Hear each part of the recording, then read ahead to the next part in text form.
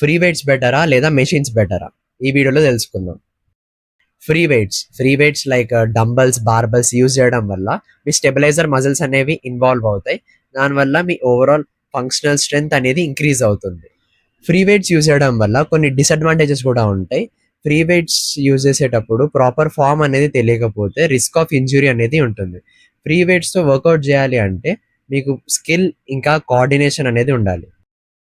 Free వెయిట్స్తో ఎవరు work out చేయాలి అంటే ఇంటర్మీడియట్స్, ఎవరైతే 3 to 4 years అయింది వర్కౌట్ చేస్తూ అంటే వాళ్ళు యూజ్ చేయొచ్చు. ఎందుకంటే దీనివల్ల మీ ఓవరాల్ కాంపౌండ్ స్ట్రెంగ్త్ అనేది ఇంక్రీజ్ అవుతుంది. మీకు హైపర్ట్రోఫిక్ కూడా చాలా హెల్ప్ఫుల్ అవుతుంది. మెషిన్స్తో వర్కౌట్ చేయడం వల్ల మీరు స్పెసిఫిక్ మజిల్ని ఐసోలేట్ చేయొచ్చు. దానివల్ల మీకు హైపర్ట్రోఫిక్ కూడా చాలా హెల్ప్ఫుల్ అవుతుంది. ఇంకా మీరు మెషిన్స్తో వర్కౌట్ చేయడం ఈజీగా నేర్చుకోవచ్చు. యాజ్ అ బిగినర్కి చాలా హెల్ప్ అవుతుంది. మెషిన్స్తో వర్కౌట్ చేయడం వల్ల కొన్ని డిసడ్వాంటేజెస్ కూడా ఉంటాయి. లైక్ మెషిన్స్లో మీకు లిమిటెడ్ రేంజ్ ఆఫ్ మోషన్ అనేది ఉంటుంది.